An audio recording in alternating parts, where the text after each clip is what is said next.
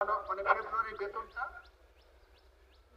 এবং স্টাফদের মানে বেতন যেটুকু পারি আমরা ঈদের আগে যেভাবে পারি আপনাদেরকে মানে আদায় করে দেওয়ার ব্যবস্থা করেছিলাম। আপনাদের এখানে ঈদের বোনাসটা যদিও 2 বারে দেওয়া হয়েছে, কিন্তু এটা আমরা চেষ্টা করেছি আমাদের পক্ষ থেকে যে আগে, কারণ বোনাসটা না দিলে এটা ওইটা আমাদের হয়ে যাবে, ওরা আসলে পাবেন না। কোম্পানি যেহেতু লে অফে গেছে, আপনাদের এখন শুধু বাকি আছে মার্চ মাসের লে অফের মানে বেতনটা, বেতন বা ভাতা যাই পান। মার্চ মাসে লে অফের বেতন হলো আপনারা যে যা কারা কারা পাবেন আইন অনুযায়ী আপনারা সবাই জানেন। সেই অংশটুকু দেওয়ানোর জন্য আমরা মালিককে চেষ্টা করেছি। আমরা বলেছিলাম সর্বশেষ যে যদি 17 তারিখের মধ্যে বোনাসের বাকি অংশ এবং বেতন দিতে না পারে আমরা এটাকে টার্মিনেট করবো। আমরা তারা মানব।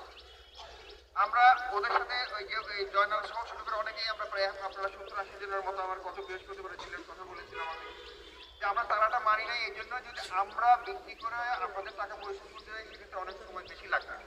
আমরা চাই না আপনারা সেই কষ্টের মধ্যে পড়েন, ঠিক আছে?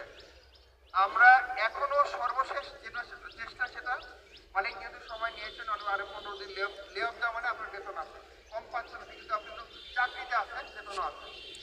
এর মধ্যে